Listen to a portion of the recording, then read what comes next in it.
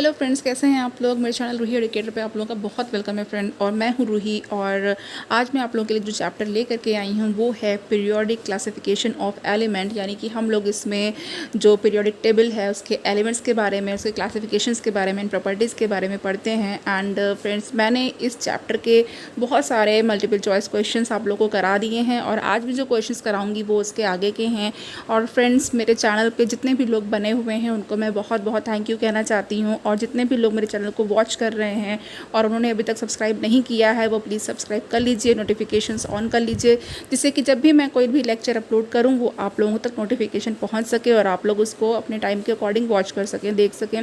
और फ्रेंड, मेरा जो चैनल है इस पर मैं टीजीटी, पीजीटी, बायोलॉजी, जो कि जितने भी टीचिंग एग्ज़ाम्स होते हैं ऑल ओवर इंडिया में, उस एग्ज़ाम्स की प्रिपरेशन करा रही हूँ। प्लस इसके साथ ही साथ आप इस पर साइंस की भी प्रिपरेशन कर सकते हैं। इट मीन्स कि बायोलॉजी और साइंस दोनों के लिए आप मेरे चैनल को चूज़ कर सकते हैं। और फ्रेंड, DSSB 2018 के जो नेचुरल साइंस का टीजीटी का क्वेश्चन पेपर है वो मैंने बहुत ही पहले अपलोड कर दिया है। उस क्वेश्चन पेपर को मैंने खुद भी अटेम्प्ट किया हुआ था। और फ्रेंड, आप लोग को केमिस्ट्री, फिजिक्स की थ्योरी प्लस MCQs दोनों ही इस चैनल पे मिलेंगे। और जो बायोलॉजी के बहुत सारे मल्टीपल चॉइस क्वेश्चन MCQs मैंने अपलोड करके रखे हुए हैं, तो आप प्लीज़ ज़रूर देखिएगा। क्वेश्चन बहुत ही ज़्यादा अच्छे हैं। ओके फ्रेंड, तो चलिए आज मैं स्टार्ट करती हूँ। आज का जो क्वेश्चन है वो हम लोग देख सकते हैं। 36 क्वेश्चन तक कर चुके थे और 37 क्वेश्चन आज मैं लेकर के आ रही हूँ। दी आयनिक रेडियाई एंगस्ट्रॉम में आयनिक रेडियाई है of carbon 4+ and oxygen 2- are 2.60 and 1.40 respectively. जो कार्बन 4- की आयनिक रेडियाई है वो 2.60 है एंड जो O2- की आयनिक रेडियाई है वो 1.40 है। The ionic radius of the iso electronic ion N3- would be. अब ये कहा जा रहा है कि ये जो आइसो इलेक्ट्रॉनिक ऑयन है इन लोगों के, यानी कि हमारे पास ये जो कार्बन 4- एंड ऑक्सीजन 2- है, इसमें इलेक्ट्रॉन्स के नंबर सेम है। एंड जो N3- है, इन तीनों में ही इलेक्ट्रॉन्स के नंबर ऑफ इलेक्ट्रॉन्स सेम है। ये आइसो इलेक्ट्रॉनिक ऑयन्स हैं। तो अब इसमें हमको बताना है जो N3- है इसमें आयनिक रेडियाई क्या होगी। तो देखिए यहाँ पे हमारे पास 37 के लिए जो करेक्ट आंसर हो जाएगा फ्रेंड वो हो जाएगा 2। ओके, 1.71 इसकी आयनिक रेडियाई होगी। नेक्स्ट क्वेश्चन हम लोग देख लेते हैं। और आयनिक रेडियाई के बारे में फ्रेंड हम लोग लास्ट लेक्चर में पढ़ चुके हैं, बहुत अच्छे से मैंने इसको एक्सप्लेन भी किया हुआ है, तो आप वहाँ पे आयनिक रेडियाई देख सकते हैं। ओके, और देखिए फ्रेंड, जब हम लोग एटॉमिक साइज़ या एटॉमिक रेडियस के बारे में पढ़ रहे थे तो हम लोगों ने एटॉमिक रेडियाई की 4 टाइप्स पढ़े थे। ओके, कितने टाइप्स पढ़े थे हम वहाँ पे? 4 टाइप्स पढ़े हुए थे, जिसको मैंने उस लेक्चर में भी एक्सप्लेन किया हुआ है। आप लोग प्लीज़ ज़रूर देखिएगा जिन्होंने नहीं देखा है। एंड इसमें मैंने बताया था covalent radius, metallic radius, van der Waals radius and आयनिक रेडियस। ओके, और मैंने ये भी बताया था कि जो हमारे पास एनॉइंस होते हैं, जैसे कि हमारे पास अगर O2- है, ठीक है, और हमारे पास अगर O2 है, तो एनॉइन जितना ही बड़ा होगा, आई मीन O2- जो है इसकी हमारे पास जो आयनिक रेडियाई होगी वो ज़्यादा होगी O2-, यानी कि जो माइनस चार्ज है इस पर सिर्फ 1 है और इस पर कितना है 2 है। तो जितना ही ज़्यादा माइनस चार्ज होगा, यानी जितना आयन पे जितना ही ज़्यादा चार्ज होगा वो उतना ही ज़्यादा आयनिक रेडियस का होगा। ओके, एंड जो जिस पे कोई भी चार्ज नहीं होगा इसकी रेडियाई कम होगी। और अगर कैटायंस हैं तो कैटायन की जो रेडियाई होगी, सपोज़ हमारे पास जो सोडियम है तो सोडियम की जो रेडियस है वो ज़्यादा होगी आयनिक रेडियस, और जो इसका कैटायन है यानी कि सोडियम प्लस, इसकी रेडियस वो कम होगी। तो यहाँ पर आप लोग समझ गए हैं कि ये जो एनॉयन होता है उसकी आयनिक रेडियस सबसे ज़्यादा होती है। देन जो आपका जो भी एटम होता है उसकी या एलिमेंट की होगी जिस पे कोई चार्ज नहीं होगा, और जो उसके बाद हमारे पास कैटायन होगा उसकी उससे भी कम होगी। और जो आयनिक रेडियस होती है वो इन एटॉमिक नंबर के इनवर्सली प्रोपोर्शनल होती है। ओके, ये भी मैंने बताया हुआ है वहाँ पे। नेक्स्ट क्वेश्चन की तरफ बढ़ते हैं। Size of cation is smaller than that of atom because. कह रहे हैं, ये पूछा जा रहा है कि जो कैटॉन का साइज़ होता है वो खुद एटम्स के कंपैरिजन में वो स्मॉलर होता है। ऐसा क्यों होता है? 1. The hole of the outer shell of electron is removed. 2. Effective nuclear charge increases. 3. Either 1 और 2 and 4. Due to gain of electrons. तो देखिए यहाँ पे इस क्वेश्चन का जो करेक्ट आंसर हो जाएगा 32 का, वो यहाँ पे 2 वाला हो जाएगा। ये जो इफेक्टिव न्यूक्लियर चार्ज होता है वो बढ़ता रहता है, इसलिए ऐसा होता है। ओके, इफेक्टिव न्यूक्लियर चार्ज के बढ़ जाने की वजह से ये साइज़ का जो कैटॉयंस का साइज़ होता है वो स्मॉलर होता है, लेकिन जो एटम होता है खुद, जैसे कि सोडियम का होगा और सोडियम प्लस में अगर हम कंपेयर करेंगे तो सोडियम प्लस का साइज़ वो कम है और जो एटम सोडियम है उसका ज़्यादा है। नेक्स्ट क्वेश्चन की तरफ मूव करते हैं। नेक्स्ट क्वेश्चन है हमारे पास, atomic radii of fluorine and neon in angstrom are respectively given by. अब यहाँ पे आप लोगों को एटॉमिक रेडियाई बतानी है, किसकी किसकी बतानी है, फ्लोरीन की एंड नियॉन की। ओके, तो इसको आप लोग लर्न कर सकते हैं। यहाँ पे हमारे पास जो 39 का करेक्ट आंसर है वो हमारे पास 1 वाला ही करेक्ट हो जाएगा। 0.72 आप फ्लोरीन के लिए करेंगे एंड 1.60 नियॉन के लिए करेंगे। ओके, यानी कि फर्स्ट ऑप्शन बिल्कुल करेक्ट है और ये एंगस्ट्रॉम में मेजर किया जाएगा। नेक्स्ट हमारे पास 40 क्वेश्चन है, which of the following series of elements have nearly the same atomic radii. इसमें जो है आपके पास जो ऑप्शन है इसमें बताना है कि किसकी एटॉमिक रेडियाई वो सेम है। तो हमारे पास जो ऑप्शन है वो पहले देख लेते हैं फ्रेंड। यहाँ पे first option fluorine, chlorine, bromine, iodine and second option है हमारे पास sodium, potassium, rubidium, caesium and third option lithium, beryllium, boron, carbon and fourth option है iron, cobalt, nickel and copper. तो देखिए यहाँ पे हमारे पास जो सेम एटॉमिक रेडियाई की जो सीरीज़ है, यानी कि जिसमें जो सेम एटॉमिक रेडियाई के एलिमेंट हैं वो है हमारे पास आयरन, कॉपर, निकल, iron, cobalt, nickel and copper, यानी जो फोर्थ वाला ऑप्शन है वो बिल्कुल करेक्ट हो जाएगा। ओके, तो फोर्थ वाला बिल्कुल हम लोग यहाँ पे करेक्ट कर लेंगे। ये देख लीजिए, iron, cobalt, nickel and copper. Next question की तरफ बढ़ते हैं। 41 क्वेश्चन देख लेते हैं क्या है। 41 क्वेश्चन हमारे पास है, the first ionization potential of sodium, magnesium and silicon are respectively 496, 737 एंड 786 kilo joule per mole. Okay, तो ये जो फर्स्ट आयनाइजेशन पोटेंशियल है सोडियम के लिए वो 496 किलो जूल पर मोल है और मैग्नीशियम के लिए जो है वो 737 किलो जूल पर मोल है एंड सिलिकॉन के लिए 786 किलो जूल पर मोल है। The ionization potential of aluminium will be closer to. अब इसमें पूछा जा रहा है जो आयनाइजेशन पोटेंशियल है और जो एल्यूमिनियम के क्लोजर होगा वो कौन सा ऑप्शन है हमारे पास। तो यहाँ पे देखिए जो 41 है इसका हमारे पास सेकेंड ऑप्शन करेक्ट हो जाएगा, 575 किलो जूल पर मोल।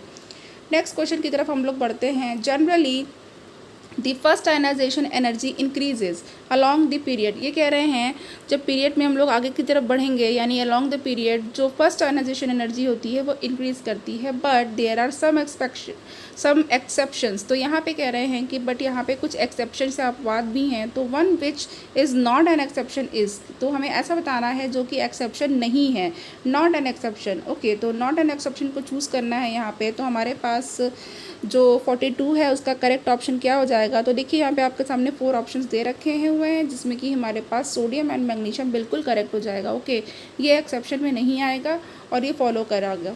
चलिए 43 हम लोग देख लेते हैं। The first ionization energy of oxygen is less than that of nitrogen. जो ऑक्सीजन है उसकी फर्स्ट आयनाइजेशन एनर्जी है वो नाइट्रोजन से कम होती है। Which of the following is the correct reason for this observation. इसमें से कौन सा ऐसा ऑप्शन है जो कि इसके रीज़न के लिए करेक्ट होगा। ओके, नाउ अब यहाँ पे हमारे पास जो ऑप्शंस हैं उनको देख लेते हैं। Lesser effective nuclear charge of oxygen than nitrogen, second है lesser atomic size of oxygen than nitrogen and third है greater inter-electron repulsion between two electrons in the same p orbital counterbalances the increase in effective nuclear charge on moving from nitrogen to oxygen. Now fourth one is greater effective nuclear charge on oxygen than nitrogen. तो देखिए यहाँ पे हमारे पास 43 का जो correct answer हो जाएगा वो क्या हो जाएगा, ये यहाँ पे थर्ड वाला बिल्कुल करेक्ट हो जाएगा, यही वाला ऑप्शन। इसमें ये कहा जा रहा है जो जितना ही इंटर इलेक्ट्रॉन के बीच में, यानी कि हमारे पास 2 इलेक्ट्रॉन है। ओके, एक ही ऑर्बिटल में, सपोज़ यहाँ पे हमारे पास ये जो p ऑर्बिटल है, अब यहाँ पे एक ही ऑर्बिटल में क्या है, आप अगर इलेक्ट्रॉन की फिलिंग करेंगे तो ऐसे कर सकते हैं। ओके, सबको अगर आप फिल करेंगे तो आप 2 इलेक्ट्रॉन्स रखेंगे हर एक में। तो देखिए यहाँ पे इनकी स्पिन जो है वो अपोजिट है। ये कहा जा रहा है कि 2 इलेक्ट्रॉन्स के बीच में सेम p ऑर्बिटल में जो भी इंटर इलेक्ट्रॉन रिपल्शन होगा, ओके, वो जितना ही ज़्यादा होगा, यानी कि इलेक्ट्रॉन के बीच में जो रिपल्शन होगा वो जितना ही ज़्यादा होगा एक ही ऑर्बिटल में, वो क्या करता है, वो काउंटर बैलेंस कर देता है। Orbital counter balances the increase in effective nuclear charge. Okay, और ये जो इफ़ेक्टिव न्यूक्लियर चार्ज होता है बढ़ा हुआ, उसको क्या करता है, काउंटर बैलेंस कर देता है। और कैसे, कब, on moving from nitrogen to oxygen, यानी कि जब नाइट्रोजन से ऑक्सीजन की तरफ बढ़ते हैं। ओके, तो नाइट्रोजन से ऑक्सीजन की तरफ बढ़ने पे ऐसा होता है क्योंकि ये कहा जा रहा है ना, जो फर्स्ट आयोनाइजेशन एनर्जी है वो ऑक्सीजन की वो लेस है नाइट्रोजन से, तो इसलिए। और जबकि यहाँ पे नाइट्रोजन जो है वो ऑक्सीजन से पहले आता है। नाइट्रोजन का एटॉमिक नंबर 7 होता है और ऑक्सीजन का एटॉमिक नंबर 8 होता है। तो बट ये रीज़न ऐसा क्यों है, तो ये वही बताया गया है कि क्या होता है कि ये जो इंटर इलेक्ट्रॉन रिपल्शन होता है दो इलेक्ट्रॉन्स के बीच में सेम पी ऑर्बिटल में, वो इफेक्टिव न्यूक्लियर चार्ज को काउंटर बैलेंस कर देता है जब भी नाइट्रोजन से ऑक्सीजन की तरफ बढ़ते हैं। नेक्स्ट हमारे पास 44 क्वेश्चन है। 44 में देखते हैं, consider the following statement. The first ionization potential of aluminium is less than the first ionization potential of magnesium. Friend, ये वाला क्वेश्चन भी बहुत इंपॉर्टेंट है और जो ऑक्सीजन नाइट्रोजन वाला इसके पहले था वो भी इंपॉर्टेंट क्वेश्चन है। ओके, तो आप लोगों को इसके रीजंस पता होने चाहिए। नाउ यहाँ पे जो सेकंड है, the second ionization potential of magnesium is greater than the second ionization of sodium, कि जो सेकंड आयनाइजेशन पोटेंशियल है मैग्नीशियम का वो सेकंड आयनाइजेशन पोटेंशियल सोडियम के से ज़्यादा होता है। ओके, तो नाउ यहाँ पे हमारे पास जो थर्ड है उसको भी देख लेते हैं। थर्ड वाला है, the first ionization of sodium is less than the first ionization potential of magnesium. फिर फोर्थ भी देखते हैं, the third ionization potential of magnesium is greater than the third ionization potential of aluminium. Now अब यहाँ पे हमको correct option choose करना है, तो जो 44 के लिए हमारे पास करेक्ट हो जाएगा वो कौन कौन सा हो जाएगा। 44 के लिए हमारे पास जो करेक्ट होगा उसको हम लोग देख लेते हैं फ्रेंड्स। सबसे पहले जो पहला वाला है इसको हम लोग देखते हैं। द फर्स्ट आयनाइजेशन पोटेंशियल, जो एल्युमिनियम के लिए जो पहला आयनाइजेशन पोटेंशियल होता है वो मैग्नीशियम के पहले आयनाइजेशन पोटेंशियल से कम होगा। ये बिल्कुल करेक्ट बात है। ओके, ये करेक्ट, यानी कि फर्स्ट हमारे पास करेक्ट हो गया।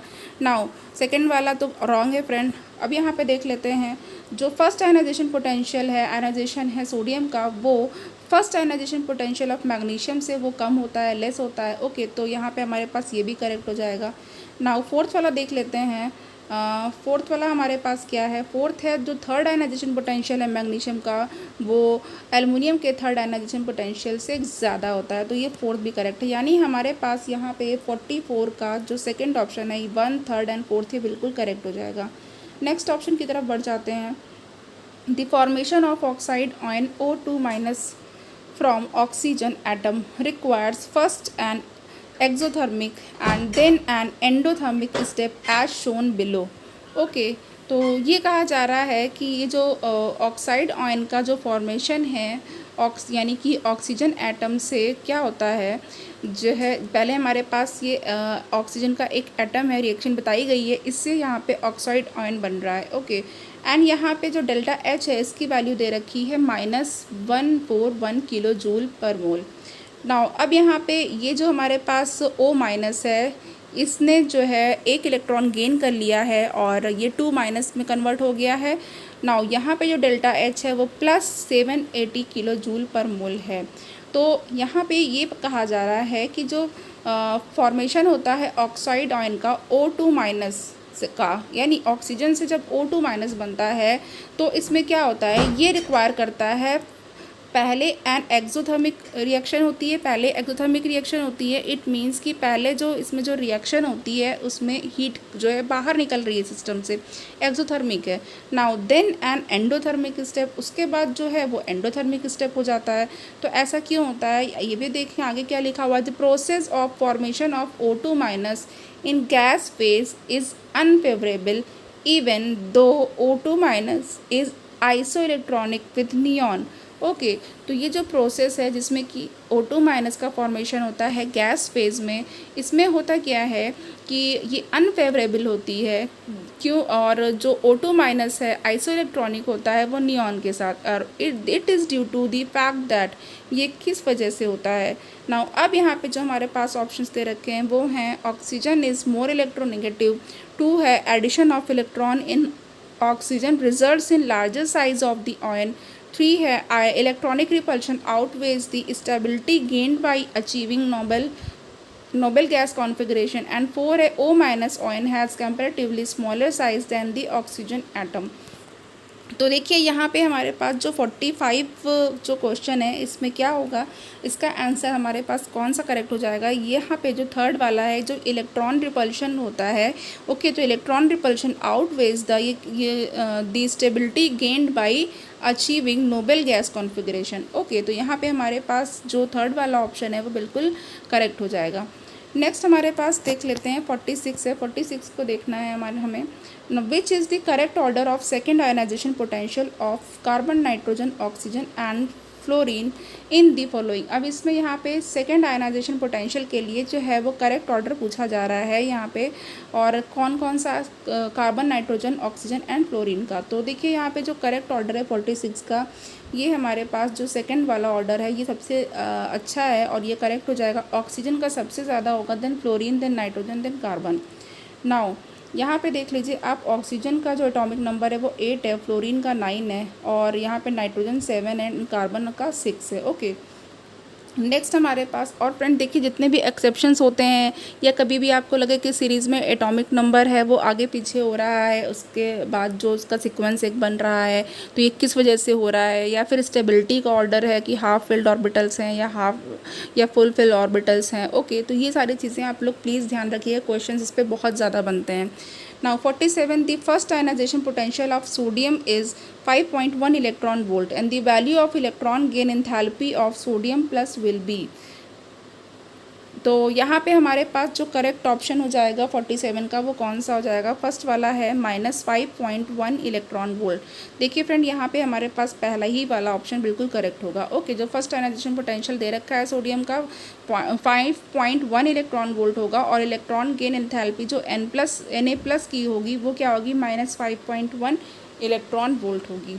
नेक्स्ट हमारे पास 48 है, consider the following statements. One है, first ionization energy of group 2 element is greater than the corresponding elements of group 13। Now 2 वाला है, it is always difficult to pull out electrons from stable configuration. अब हमारे पास जो correct option हो जाएगा 48 का, वो क्या हो जाएगा, 48 का हमारे पास पहला भी करेक्ट है फ्रेंड और सेकंड वाला भी करेक्ट है। यानी कि जो पहली आयनाइजेशन एनर्जी होती है ग्रुप 2 एलिमेंट्स की, वो जो उनके करस्पॉन्डिंग एलिमेंट होते हैं ग्रुप 13 के, उनसे ज़्यादा होती है, ये भी करेक्ट है। और जो दूसरा वाला है कि किसी भी स्टेबल कॉन्फ़िगरेशन से इलेक्ट्रॉन को निकालना बहुत डिफ़िकल्ट होता है, हमेशा डिफ़िकल्ट होता है, तो यहाँ पर हमारे पास थर्ड ऑप्शन बिल्कुल करेक्ट हो जाएगा। 49 देख लेते हैं, consider the following statement. Transition elements have almost same ionisation energy. Second है, alkali metals slowest and inert gases have the highest ionisation energy in a period. Now यहाँ पे हमारे पास जो थर्ड ऑप्शन है वो क्या हो जाता है, थर्ड वाला है, among all known element he has the highest and caesium He helium has the highest and caesium has the lowest ionization energy. तो देखिए यहाँ पे जो 49 आंसर का जो करेक्ट आंसर हो जाएगा वो कौन सा हो जाएगा। इसमें देखिए यहाँ पे फ्रेंड ये जो हमारे पास पहला वाला है कि जो ट्रांजिशन एलिमेंट्स होते हैं उनकी आयनाइजेशन एनर्जीज जो होती हैं वो ऑलमोस्ट सेम होती हैं, ये बिल्कुल करेक्ट है। फिर दूसरा वाला स्टेटमेंट ये कह रहा है कि जो एल्कली मेटल्स होते हैं वो लोवेस्ट होते हैं, और जो इनर्ट गैस होते हैं उनकी आयनाइजेशन एनर्जी जो होती है वो पीरियड में हाईएस्ट होती है। इंपॉर्टेंट है ये, ओके, इसको भी आप याद रखिएगा। और जो थर्ड वाला है वो क्या है, वो ये कहा जा रहा है कि जो जितने भी नोन एलिमेंट्स हैं उसमें जो हीलियम है उसकी हाईएस्ट एंड जो सीजियम है उसकी लोवेस्ट आयनाइजेशन एनर्जी होती है। तो यहाँ पे सारा ही स्टेटमेंट बिल्कुल करेक्ट है। नेक्स्ट क्वेश्चन की तरफ बढ़ते हैं। 50, consider the following statements. Electron affinity is positive but electron की enthalpy is negative. Very important question है फ्रेंड, इस तरह क्वेश्चन आते हैं। Electron affinity describes the tightness with which an electron binds the extra electron added to it. Now यहाँ पे हमारे पास जो करेक्ट स्टेटमेंट हो जाएगा 50 के लिए वो कौन सा हो जाएगा। तो देखिए यहाँ पे हमारे पास जो 50 है इसमें पहला वाला है कि जो इलेक्ट्रॉन एफिनिटी होती है पॉजिटिव होती है, लेकिन जो इलेक्ट्रॉन गेन एंथैल्पी होती है वो नेगेटिव होती है, ये बिल्कुल करेक्ट है। फिर दूसरा है जो इलेक्ट्रॉन एफिनिटी होती है वो क्या डिस्क्राइब करती है, वो ये डिस्क्राइब करती है कि जो एटम है वो इलेक्ट्रॉन को बाइंड कर रहा है, एक्स्ट्रा इलेक्ट्रॉन को कितनी टाइटली बाइंड कर सकता है, वो इलेक्ट्रॉन की एफिनिटी मतलब होता है कि अफेक्शन या फिर लव। तो ये क्या होता है, इलेक्ट्रॉन को बांधने की जो क्षमता होती है, जो एक अट्रैक्शन होता है, उसको कहते हैं। यहाँ पे हमारे पास थर्ड वाला बिल्कुल करेक्ट हो जाएगा, 1 और 2। 51 देखते हैं। Consider the following statements. 1 magnitude of electron gain enthalpy is directly proportional to z effective. फिर 2 है magnitude of electron gain enthalpy is directly proportional to 1 upon atomic size.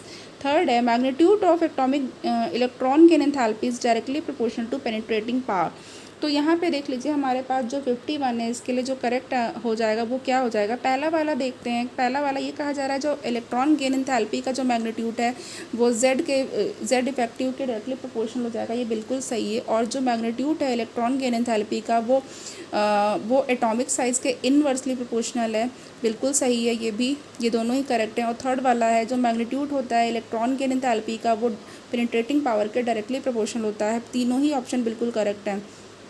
Fourth option हमारे पास है ऑल ऑफ दीज, ओके, वो बिल्कुल correct हो जाएगा। Now 52 की तरफ बढ़ जाते हैं। 52 में है the order of screening effect of electrons of s p d and f orbital of a given shell of an atom on its outer shell electron is. तो देखिए यहाँ पे फ्रेंड हमारे पास जो है अभी ये जो क्वेश्चन आया हुआ है ये स्क्रीनिंग इफेक्ट पर आया हुआ है, ओके। और मैंने आपको कहा था जब मैं लास्ट में जब मैंने जो लेक्चर लिया हुआ था कि मैं आपको स्क्रीनिंग इफेक्ट के बारे में बताऊंगी, तो और डिटेल बता दूंगी। तो देखिए स्क्रीनिंग इफेक्ट होता क्या है, किसी को स्क्रीन करने का क्या मतलब है। आप अपने मोबाइल पे अगर एक स्क्रीन गार्ड लगा देते हैं तो उसका क्या मतलब है कि आप अपने मोबाइल को प्रोटेक्ट कर रहे हैं, ओके। अगर हम टीवी पे एक स्क्रीन लगा देते हैं आगे तो क्या है कि मतलब हम उसके अंदर के पार्ट को प्रोटेक्ट कर रहे हैं।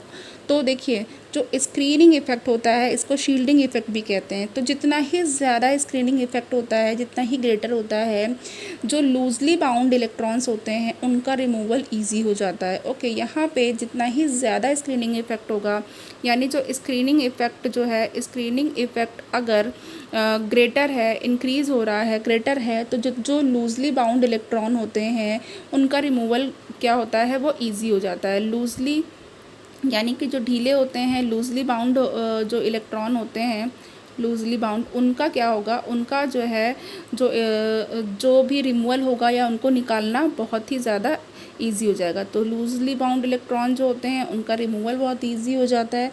और क्या है और यहाँ पे जो इसके साथ ही जो आयनाइजेशन एंथैल्पी होगी, यानी कि यहाँ पे जो आयनाइजेशन एंथैल्पी होगी वो भी क्या होगी, बहुत ही लेस होगी, ओके। तो आयनाइजेशन एंथैल्पी लेस हो रही है और जो लूजली बाउंड इलेक्ट्रॉन है उनको निकालना बहुत इजी हो रहा है। और हो क्या रहा है, स्क्रीनिंग इफेक्ट या शील्डिंग इफेक्ट वो बढ़ रहा है। नाउ शील्डिंग इफेक्ट जो होता है वो कब मोस्ट इफेक्टिव होता है, बहुत ज़्यादा असरदार कब होता है, जब ऑर्बिटल जो इनर शेल्स के होते हैं वो कम्प्लीटली फिल्ड होते हैं। यानी कि अगर हम चाहते हैं कि स्क्रीनिंग इफेक्ट बहुत अच्छा हो, बहुत इफेक्टिव हो, तो ये कब होगा, जब इनर शेल जो होगा उसमें इनर शेल में कम्प्लीटली फिल्ड ऑर्बिटल्स होंगे, ओके। तो फुल फिल्ड या फिर कम्प्लीटली फिल्ड जो है यहाँ पे ऑर्बिटल्स होंगे तो ये ज़्यादा इफेक्टिव होगा। क्यों, और जैसे कि अभी जो आपके एल्कली मेटल्स होते हैं उनमें ऐसा होता है ना कि जो इनर शेल्स होते हैं वो कम्प्लीटली फिल्ड होते हैं।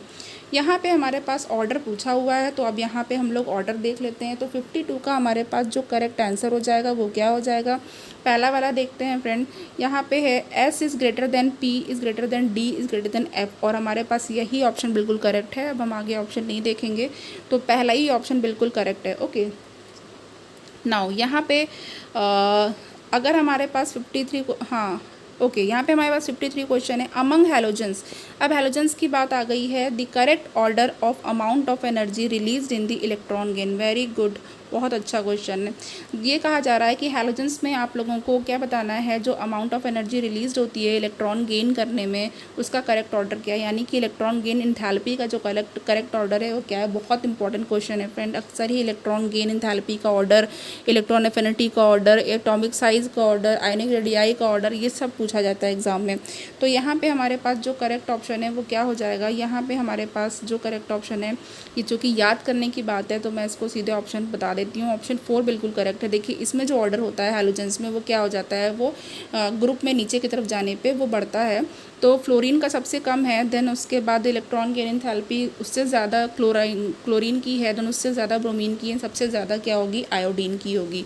तो फोर्थ ऑप्शन बिल्कुल करेक्ट हो चुका है। नेक्स्ट क्वेश्चन हम लोग देखते हैं 54। Which one of the following arrangement represent the correct order of electron gain enthalpy with negative sign of the given atomic species. ये भी बहुत इंपॉर्टेंट क्वेश्चन है। देखिए, इसमें पूछा जा रहा है कि आपको करेक्ट ऑर्डर बताना है इलेक्ट्रॉन गेन एंथैल्पी का। ओके, और यहाँ पे हमारे पास जो एटॉमिक स्पीशीज़ दी हुई हैं इसमें आपको बताना है। तो नाउ यहाँ पे जो 54 है इसका करेक्ट आंसर देख लेते हैं। 54 का हमारे पास जो करेक्ट आंसर होगा वो ये हो जाएगा। यहाँ पे ऑक्सीजन की सबसे कम है। ऑक्सीजन का जो आपको पता है जो एटॉमिक नंबर है वो कितना है, वो 8 है। ओके, और उसके बाद यहाँ पे क्लोरीन का कितना हो जाएगा, 17 हो जाएगा। ओके, नाउ चलिए आगे हम लोग देख लेते हैं। तो ये बिल्कुल आप लोगों को ऑर्डर याद कर लेना है। नेक्स्ट है 55। Consider the following statements. 1. Electron gain enthalpy becomes more negative with increase in atomic number across a period. ये कहा जा रहा है जो इलेक्ट्रॉन गेन एंथैल्पी होती है वो जब एटॉमिक नंबर पीरियड के अक्रॉस बढ़ता है तो ये ज़्यादा निगेटिव होती जाती है। ओके, फिर नेक्स्ट हमारे पास है effective nuclear charge increases from left to right across period. जब पीरियड में हम लोग जाते हैं तो लेफ्ट से राइट की तरफ बढ़ने पे जो इफेक्टिव न्यूक्लियर चार्ज होता है वो बढ़ता है। नाउ नेक्स्ट हमारे पास थर्ड वाला है electron gain enthalpy becomes less negative as we go up a group. और इलेक्ट्रॉन गेन एंथैल्पी जैसे जैसे हम लोग ग्रुप में ऊपर की तरफ जाते हैं वो कम नेगेटिव होती जाती है। नाउ यहाँ पे हमें ऑप्शन चूज़ करना है तो देख लेते हैं। यहाँ पे हमारे पास जो करेक्ट ऑप्शन हो जाएगा 55 के लिए वो क्या हो जाएगा। तो देखिए 55 का हमारे पास जो 55 का जो थर्ड ऑप्शन है 1 एंड 2 ये बिल्कुल करेक्ट हो जाएगा। ओके, 55 के लिए जो थर्ड ऑप्शन है ये बिल्कुल 1 एंड 2 वो बिल्कुल करेक्ट हो जाएगा। ठीक है, नेक्स्ट क्वेश्चन की तरफ बढ़ते हैं फ्रेंड। नेक्स्ट क्वेश्चन है हमारे पास यहाँ पे देख लेते हैं इसको। ये है which of the following will have the most negative and least negative electron gain enthalpy respectively phosphorus, sulphur, chlorine and fluorine. और इसमें आपको बताना है कि किसकी जो है मोस्ट नेगेटिव है, सबसे ज़्यादा नेगेटिव है, और किसकी लीस्ट नेगेटिव है। तो फिर मैं आपको बता दे रही हूँ 56 के लिए जो क्लोरीन होता है इसकी जो है इलेक्ट्रॉन गेन एंथैल्पी सबसे ज़्यादा नेगेटिव होती है और फॉस्फोरस की सबसे कम होती है। ओके, तो फॉस्फोरस की सबसे कम होगी, ये आप लोग लर्न कर लीजिएगा। ओके, क्लोरीन एंड फॉस्फोरस का यहाँ पे। चलिए, तो ये भी क्वेश्चन इंपॉर्टेंट है और इसमें आप लोगों को ये चीज़ लर्न भी कर लेनी है। नाउ 57 देख लेते हैं। 57 में है the period number in the long form of the periodic table is equal to. तो यहाँ पे ऑप्शंस देख लेते हैं। Magnetic quantum number of any element of the period, फिर उसके बाद है atomic number of any element of the period, and third है maximum principal quantum number of any element of the period, and fourth है maximum azimuthal quantum number of any element of the period. तो देखिए 57 इसको भी मैंने बहुत अच्छे से एक्सप्लेन किया था पीरियोडिक टेबल के जितने भी फॉर्म्स थे फ्रेंड, तो आप लोग वो लेक्चर प्लीज़ ज़रूर देखिएगा। 57 का यहाँ पे जो थर्ड है जो मैक्सिमम प्रिंसिपल क्वांटम नंबर होता है किसी भी एलिमेंट का जो पीरियड में उसके बराबर होता है। नाउ नेक्स्ट हमारे पास 58 है। 58 में है the element with atomic numbers 9, 17, 35, 53, 85 are all. ये सब क्या हैं? ओके, तो यहाँ पे देखिए हमारे पास देखने से पता चल जा रहा है जो 17 है वो हैलोजन का है, यानी क्लोरीन के बारे में बात हो रही है। 9 जो है फ्लोरीन के बारे में बात हो रही है। तो फर्स्ट ऑप्शन है हमारे पास हैलोजन, 2 है noble gas, 3 heavy metals and 4 है लाइट मेटल्स। नाउ 58 का जो करेक्ट ऑप्शन है वो क्या हो जाएगा, वो हैलोजन्स बिल्कुल करेक्ट हो जाएगा। नेक्स्ट क्वेश्चन की तरफ बढ़ जाते हैं। In which block does 106th element belong, किस ब्लॉक में 106th एलिमेंट बिलोंग करता है? तो यहाँ पे हमारे पास जो 59 है उसके लिए आप समझ लीजिए ये जो है वो डी ब्लॉक का एलिमेंट है। ओके, डी ब्लॉक के एलिमेंट में डी ब्लॉक में ये एलिमेंट रखा जाएगा। नेक्स्ट क्वेश्चन देख लेते हैं 60। Which of the following electronic configuration in the outermost shell is characteristics of alkali metal. Now alkali metal आपको पता है जो आपका फर्स्ट ग्रुप में जो मेटल्स हैं वो एल्कली मेटल्स हैं, और जो सेकंड ग्रुप में जो मेटल्स होते हैं वो एल्कलाइन अर्थ मेटल्स होते हैं। तो जो 60 है यहाँ पे हमारे पास जो करेक्ट ऑप्शन इसका हो जाएगा वो हमारे पास 2 हो जाएगा, N-1 S2 P6 and NS1। तो यहाँ पे अगर हम सोडियम की बात करें फ्रेंड, तो सोडियम में हमारे पास 2, 8 एंड 1 होएगा। ओके, तो 2 और 8 जो है वो क्या हो जाएगा, ये 10 हो जाएगा, एंड 1 जो है हम ये इलेक्ट्रॉन होगा जो आउटर मोस्ट शेल में होगा जो यहाँ पे NS1 है। और अगर जब इसको रिमूव करेंगे तो सोडियम के ऊपर एक प्लस चार्ज आ जाएगा तो Na प्लस हो जाता है। नाउ अब यहाँ पे हमारे पास 61 देखते हैं, which one of the following belongs to representative group of element in the periodic table. Now अब यहाँ पे बताना है कि इसमें से कौन सा रिप्रेजेंटेटिव ग्रुप में आता है, कौन सा एलिमेंट है जो रिप्रेजेंटेटिव ग्रुप को बिलोंग करता है पीरियोडिक टेबल में। तो 1 है एल्यूमिनियम, 2 क्रोमियम, 3 आर्गन एंड 4 है लैंथेनम। तो देखिए यहाँ पे 61 है हमारे पास एल्यूमिनियम। नाउ 61 के बाद हम लोग नेक्स्ट क्वेश्चन की तरफ बढ़ जाते हैं। 62 है in the modern periodic table the period indicates the value of 1 atomic number, 2 atomic mass, 3 principal quantum number and 4 azimuthal quantum number। तो देखिए 62 का हमारे पास जो करेक्ट आंसर हो जाएगा ये क्या होगा, ये प्रिंसिपल क्वांटम नंबर। तो प्रिंसिपल क्वांटम नंबर अगर 4 है तो हम 4 पीरियड की बात कर रहे हैं, अगर थर्ड है तो थर्ड पीरियड की बात कर रहे हैं। नेक्स्ट हमारे पास है 63, which of the following statements related to the modern periodic table is incorrect. अब इनकरेक्ट बताना है जो मॉडर्न पीरियोडिक टेबल के लिए गलत होगा, रॉन्ग होगा। तो देखिए यहाँ पे हमारे पास कौन कौन सा क्वेश्चन ऑप्शन है इसको देख लेते हैं। Now the p block has 6 column because a maximum of 6 electrons can occupy all the orbitals in a p shell। and 2 है the d block has 8 column because a maximum of 8 electrons can occupy all the orbitals in a d subshell। फिर 3 है each block contains a number of column equal to the number of electrons that can occupy that subshell। and 4 है the block indicates value of azimuthal quantum number L for the last subshell that received electron in building of the electronic configuration।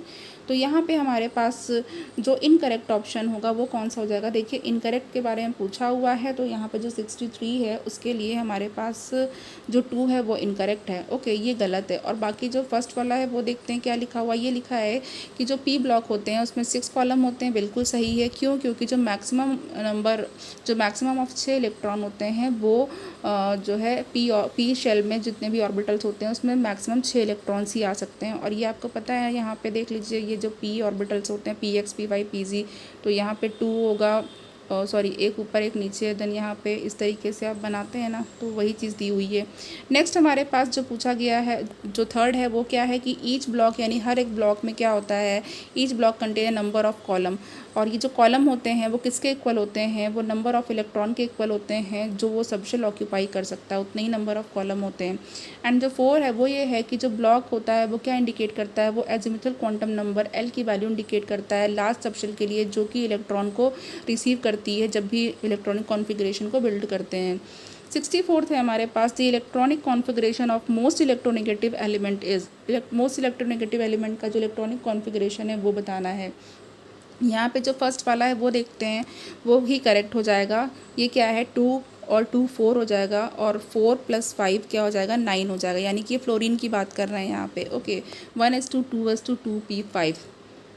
Okay now यहाँ पे हम fluorine की बात की जा रही है। फ्लोरीन का जो एटॉमिक नंबर होता है वो 9 होता है। ये मोस्ट इलेक्ट्रोनेगेटिव एलिमेंट होता है पीरियोडिक टेबल में। ओके आपको मोस्ट इलेक्ट्रोनेगेटिव पता होना चाहिए, और जो ऐसा एलिमेंट जिसकी इलेक्ट्रॉन एफिनिटी सबसे ज़्यादा हाई होता है ये पता होना चाहिए। लाइटेस्ट जो एलिमेंट है वो पता होना चाहिए, और हेवीएस्ट एलिमेंट वो पता होना चाहिए। फ्रेंड ये सारी आपको पता होने चाहिए। ओके और जब आप पीरियोडिक टेबल पढ़ेंगे तो आपको ये सब पता हो जाएगा। आप बस MCQs देखिए और थ्योरी जो आपने पढ़ रखी है उसको आप कंसीडर करिए। Now which is the correct order of electronegativity. तो यहाँ पे इलेक्ट्रोनेगेटिविटी का करेक्ट ऑर्डर बताना है। तो देखिए 65 का जो करेक्ट आंसर क्या हो जाएगा, fluorine is greater than nitrogen and is less then oxygen and is greater than carbon. Very important, बहुत ही ज़्यादा इंपॉर्टेंट है ये, बहुत ही ज़्यादा इंपॉर्टेंट, अक्सर ही ऑर्डर पूछा जाता है।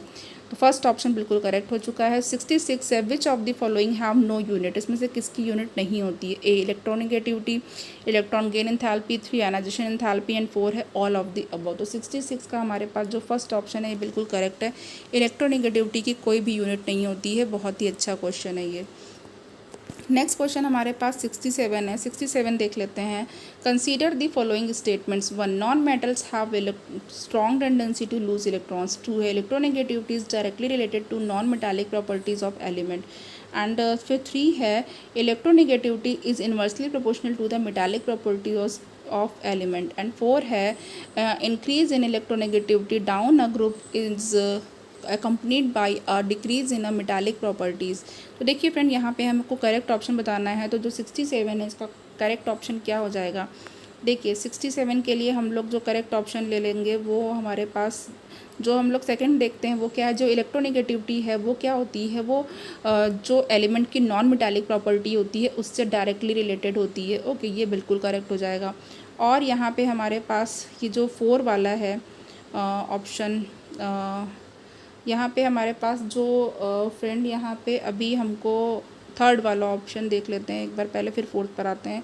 नाउ जो इलेक्ट्रोनेगेटिविटी होती है वो मेटालिक प्रॉपर्टी के इन्वर्सली प्रोपोर्शनल होती है। बिल्कुल सही बात है, दोनों ही स्टेटमेंट एक दूसरे से रिलेटेड हैं। ओके, कि जब नॉन मेटालिक प्रॉपर्टी के से डायरेक्टली रिलेटेड होगी तो मेटालिक प्रॉपर्टी के इन्वर्सली प्रोपोर्शनल होगी। बिल्कुल करेक्ट है। तो ये जो सेकेंड और थर्ड है ये बिल्कुल करेक्ट हो जाएगा, यानी कि जो 67 है इसका फोर्थ ऑप्शन हमारे पास करेक्ट हो रहा है। नेक्स्ट 68 देख लेते हैं। 68 में है consider the following statement. 1, the electronegativity of fluorine is more than that of fluorine. फिर 2 है the electronegativity of nitrogen is more than that of oxygen.